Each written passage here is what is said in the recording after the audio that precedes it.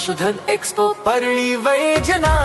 महापशुधन एक्सपोमध्ये buyer संस्थेने आधुनिक तंत्रज्ञानाची अतिशय महत्त्वाची माहिती या ठिकाणी दिलेली आहे। जसं मी तुम्हाला आता मध्यंतरी सांगितलं की बायफ संस्था ही 2008-9 पासून स्थानिक वाहनांच्या संवर्धनामध्ये काम करते।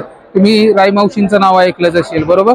राईमावशी यांना पद्मश्री पुरस्कार मिळाला आहे, त्या सुद्धा आपल्याच कार्यक्रमाचा एक भाग आहे।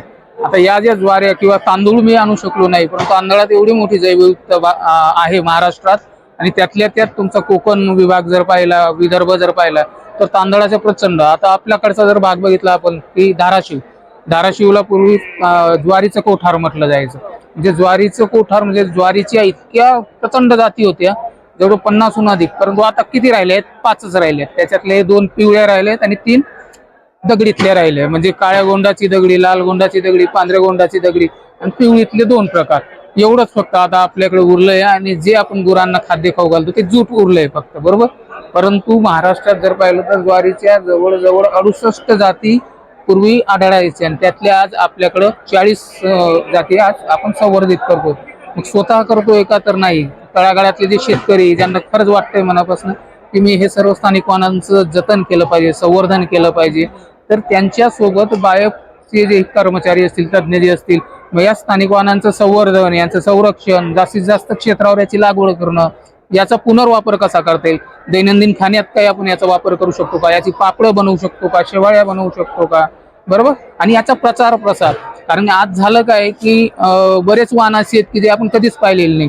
आता इकडं आपल्याकडे लाल मक्की दिसतोय, असाच निळ्या रंगाचा पण मक्की, जांभळ्या रंगाचा मक्की, काळ्या रंगाचा मक्की, ज्वारीत देखील आपल्याला ही जैवविविधता पाहायला भेटते, बरोबर? पण आज काय झालंय की मोजक्याच ज्वारी आपण बाजारपेठेतनं आणतो किंवा तेवढ्याच खातोय, परंतु या स्थानिक वाहनांमध्ये ना एक ज्याला आपण म्हणू शकतो की पोषण तत्व ही सगळ्यात जास्तीची होती। म्हणजे आजचा सगळ्यात मोठा प्रश्न काय? वातावरण बदल। म्हणजे पाऊस पावसाळ्यात पडत नाही तर तो उन्हाळ्यात पडतो, उन्हाळ्यात ऊन जास्त कडक राहत नाही, ते हिवाळ्यात कडक राहतं। म्हणजे काय वातावरण बदलामध्ये या साजेशा समरूप होणाऱ्या जर कुठले पिकांच्या जाती असतील तर त्या स्थानिक जातीच आता उरलेल्या आहे। पोषण सुरक्षा हा एक महत्वाचा आहे। आपण काय करतोय की नुसतं खातोय, बाजारातनं विकत आणलं, खाल्लं, उकळवलं, शिजवलं, खाल्लं, पण त्यातनं आपल्या शरीराला हवं ते पोषण मिळत नाही। म्हणजे ज्याला आपण म्हणतो ना की पोषण सुरक्षा असली पाहिजे। अन्न सुरक्षा तर आहेच, पण अन्न सुरक्षा आता भागते, पण पोषण सुरक्षा तेवढी पद्धतीने भागली जात नाही। त्याच्यामुळे आपण जर या स्थानिक वाहनांचा वापर आपल्या दैनंदिन आहारात केला तर निश्चितपणे आपल्याला भविष्यात जे आजारपण येणार आहेत त्यातनं आपण बऱ्यापैकी वाचू शकतो, बरोबर? याला कुठल्याही प्रकारची फवारणी नाही, आणि स्थानिक वाहन जितके घेतलेत ना आपण, स्थानिक वाहनांना कुठल्याही प्रकारची खतं सुद्धा लागत नाही। तुम्ही जर खतं घातलीत ना ते एकदम उंच वाढतात, कारण स्थानिक वाहनांमध्ये एक वैशिष्ट्य आहे की ती मुळातच उंच आहेत। आता ही जी दिसते इथं कडक झालेली ज्वारी, हिला मोठी सफेद ज्वारी म्हटलं जातं। कुठं? नंदुरबारच्या पट्ट्यात। काही भागामध्ये हिला जे दादर सुद्धा म्हटलं जातं। काही भागामध्ये तुम्ही पश्चिम महाराष्ट्राकडे जर गेला तर हिला फटफटी म्हटलं जातं। फटफटी का बरं? कुकरात टाकल्या की फटाफट ते झाला होतं। काही भागामध्ये हिला आंधळी म्हटलं जातं। आंधळी कशामुळं? की दाणे भरूस्तव त्या असं वाटतं पक्ष्यांना की याला अजून फुलोराच आहे, आणि मध्ये दाना परिपक्व झालेला असतो। आता आपल्या भागात आलो, आपल्या भागात तिला दगडी म्हणतात।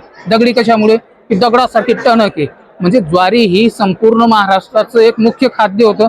संपूर्ण महाराष्ट्रात ज्वाऱ्या सारख्याच आहे, फक्त झालं काय की जसं जसं वातावरण बदल होत गेला तसं ज्वारीचं स्वतःचं रूप बदलत गेलं। माणसाने त्याचं कुठलाही हस्तक्षेप केलेला नाही। आता या सैल कणसाच्या ज्वाऱ्या आहेत, जिथं 2000 मिलीमीटर पेक्षा जास्त पाऊस पडतो त्या ठिकाणी या ज्वाऱ्या सहज वाढतात। बघा, म्हणजे ज्वारी कसं पीक आहे, 2000 मिलीमीटर कळसुबाईचा शिखर, तर ही जर पाहिली तुम्ही, ही फक्त 300 मिलीमीटर सातपुड्याचा डोंगर, म्हणजे अगदी कमी पाण्यापासून तर अतिशय जास्त पाण्यापर्यंत जर येणार कुठलं पीक असेल तर ते ज्वारी, बरोबर? आणि ही पिकं आपल्या तुम्ही चांगलं इथल्याच आहात का? धाराशिव पुण्याकडचं आहे, मग पुण्याला मागवत जाय, इकडचे फार चांगले वाहन मेन नाही। आता तुम्ही खाण्यासाठी म्हणजे ज्वारीचं ज्याला आपण म्हणतो ना की शेवटचा वापर हा प्रत्येक ज्वारीचा वेगळा आहे। ज्या गडद रंगाच्या ज्वाऱ्या असतात ना, या मुख्यतः पापड बनवण्यासाठी वापरल्या जातात।